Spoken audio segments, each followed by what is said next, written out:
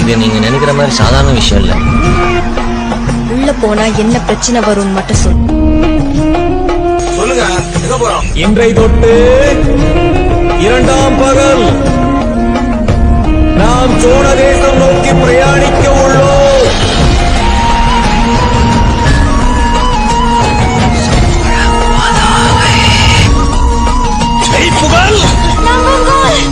இரு திங்களில் சோழ தேசம் காண்பீங்க. அவனை கும்புறதுக்கே அவனுடைய அனுமதி வேணும்.